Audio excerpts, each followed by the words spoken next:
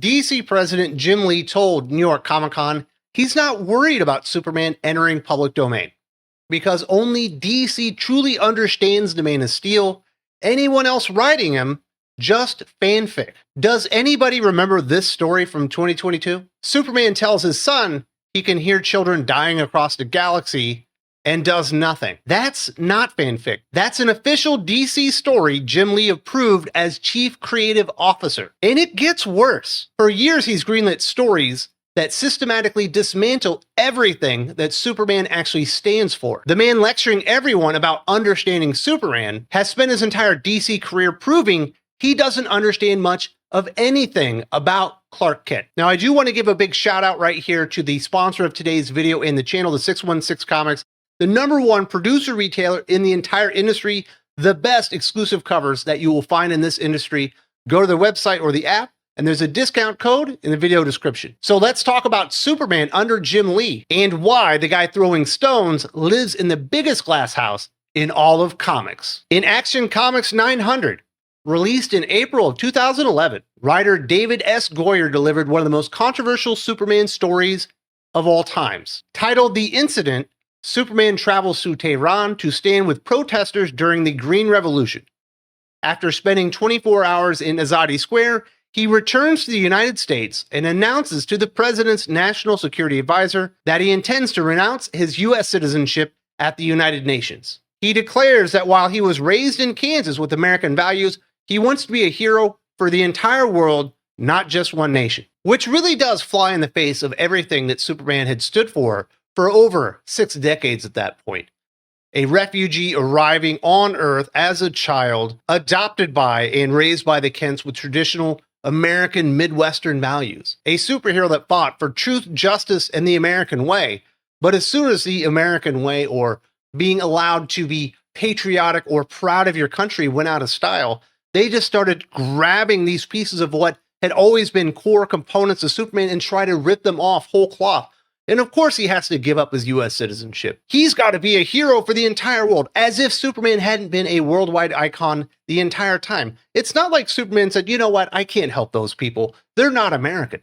That wasn't the American way, and that's what he idealized. And Superman abandoning his US citizenship to make a political point at the United Nations was on its face laughable, but these are kind of creative decisions that continue to fester under Jim Lee at DC Comics, especially when it comes to the Superman character. In Superman 18, released in October of 2019, writer Brian Michael Bendis had Superman reveal his secret identity to the entire world. Superman holds a press conference and publicly announces that he is Clark Kent, a reporter for the Daily Planet.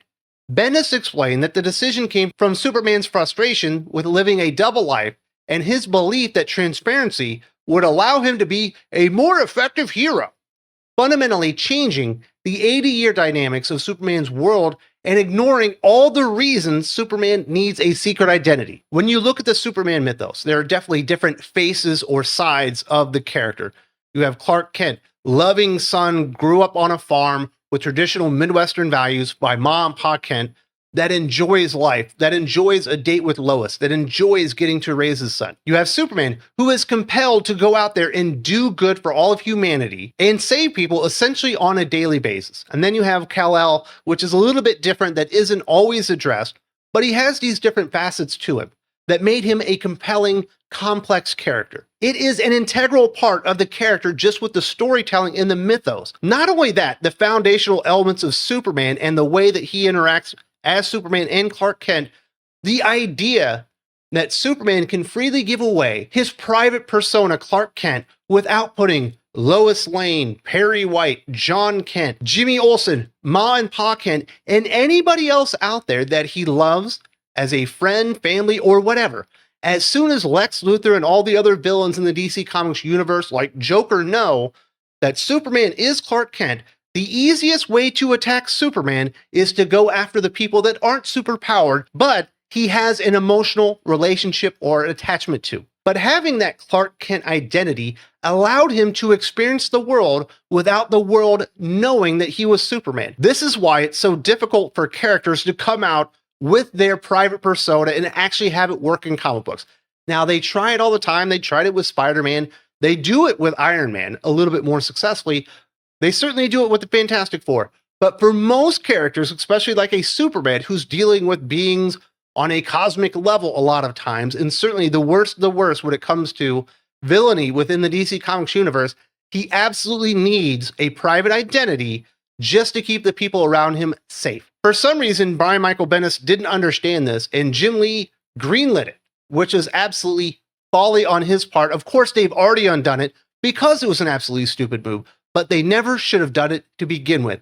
They broke Clark's connection to humanity because now everybody knows when you're talking to Clark Kent, you're talking to Superman. In Superman Red and Blue #1, released in March of 2021, writer John Ridley delivered a story titled The Special that depicted Superman being tortured while held captive. The story shows Superman restrained and subjected to prolonged abuse by his captors, with dialogue and visual implications suggesting sexual assault. When Superman is finally rescued, he struggles with the aftermath of his trauma and questions why no one came to save him sooner. Ridley defended the story as social commentary, explaining that it was meant to reflect how marginalized people in America often feel abandoned when they experience violence, and that even someone as powerful as Superman could be victimized. So DC Comics, under Jim Lee as one of its creative leaders, greenlit a story where Superman is depowered, tortured, and sexually assaulted so John Ridley could make social commentary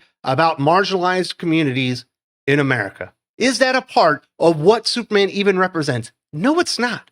Not really. And certainly John Ridley knows that. Certainly, John Ridley hates what Superman actually represents. And if you go read his Secret History of the DC Universe, which basically plays out the DC history, but from the perspective of marginalized heroes, in this case, Black Lightning, when Black Lightning, in that story written by John Ridley, describes Superman, you would think that he was Max Schmeling. That is the way that John Ridley uses his character to describe the foundational character of the entire DC Comics universe. That came out before this.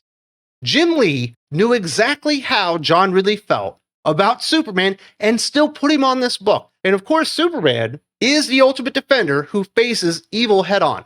What does Superman do after he's rescued or released and gets his power back? Does he go back to the place where he was assaulted and abused and tortured? No, he decides that he's over it and just has a face-to-face meeting and does nothing about it. But that's what they've reduced Superman to. Social commentary for hacks like John Ridley, who actively despise the character of Superman. Go read the New History of the DC Universe #1.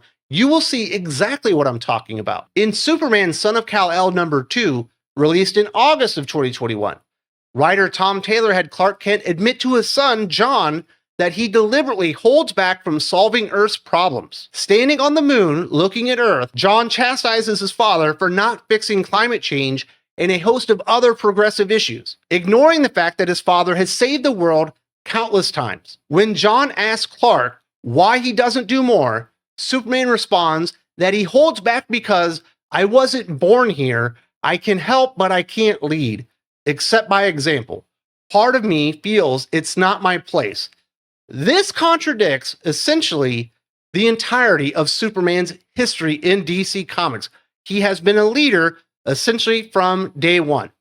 He's always out there on the front lines, trying to help humanity live a better way. In fact, he has been the leader of the Justice League numerous times, decades at a time. He's one of the few characters in all of comic books that when he goes in front of the UN and delivers a speech, it doesn't feel out of place. Because that's what he is. He is a born leader. He has invested in humanity. He has invested in America. He has invested in us and is out there trying to lead. The idea that Superman has just been sitting in the background the entire time, not wanting to mess around too much because he just feels a little out of place, just tells you how much people like Tom Taylor and Jim Lee do not get this character whatsoever. And of course, it's really just there so John Kent can say, Superman, you weren't good enough. You should have solved climate change, the wage gap in India, and whatever stupid bullshit nonsense doesn't make sense in this fucking universe. It overlooks and contradicts the hundreds or thousands of other times that Superman has literally saved the entire universe, let alone the Earth. Because a lot of the time, under Jim Lee's leadership, they prioritize contemporary thematic explorations over actual canon and history of their characters. In Dark Crisis Worlds Without a Justice League, Superman #1, released in July of 2022, writer Tom King depicted Clark admitting to his 14-year-old son John that he regularly hears children screaming for help across the universe and does nothing about it. When John wakes up crying after hearing voices of dying children, Clark reveals it happens not every day, but once in a while, and it's horrible, and tells John there's nothing we can do. John, confused, responds, "But you're Superman and I'm Superboy. We save people, it's what we have to do." The story explicitly shows Superman choosing to ignore mass murder in the galaxy because he's afraid of the consequences, turning a blind eye to suffering he has the power to stop. The idea of Superman Clark Kent choosing inaction when people are in danger and crying out for help is laughable on its face. The fact that DC Comics would put a comic book out there like this is laughable on its face. Superman is a compelled savior. He cannot help himself. If anybody needs help, he will go out there and deliver that help, whether he thinks he'll live or not. Dying is not a consideration for Superman. He is willing to go out there and die for everybody if he can save somebody. It's been proved countless times within the DC Comics universe. When somebody has a way to hurt Superman, he still goes and fights. He's not scared.